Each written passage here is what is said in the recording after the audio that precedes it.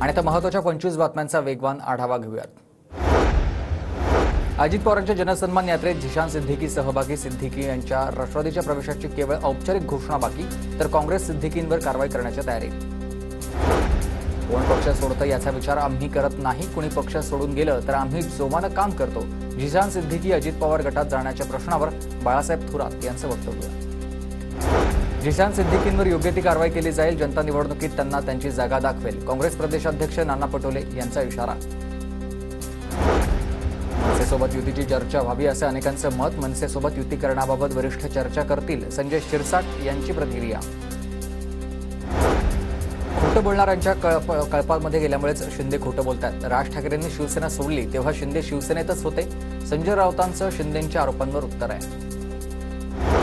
Rashtrawadi विश्वासघातकी party, Karjat जिल्ह्याला लाभलेलं नेतृत्व देखील विश्वासघातकी। शिंदे गटाचे आमदार महेंद्र थोरवे यांचं वक्तव्य।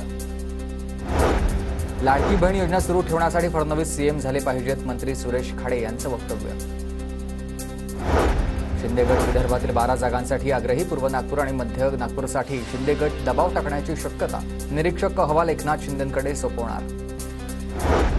राजकीय जीवनात प्रत्येकाला निर्णय घेण्याचा अधिकार, त्यांना अनुकूल वातावरण असेल तिथे लढतील। अजित पवारांच्या बारामतीच्या उमेदवारीबाबत पवारांची प्रतिक्रिया।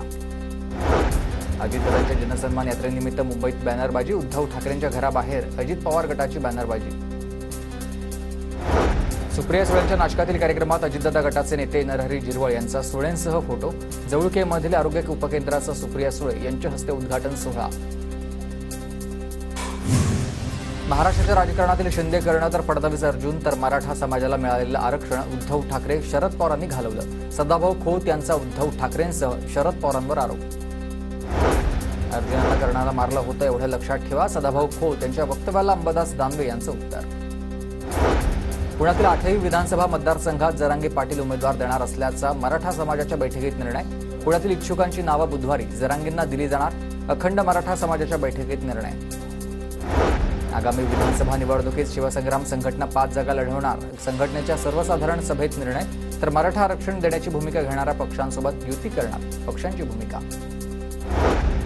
राजेश देशमुख यांनी मनोज जरांगे पाटलांची घेतली भेट। परळी मतदारसंघातून राजेश देशमुख इच्छुक। जरांगे पाटील यांच्याकडे मागितली उमेदवारी।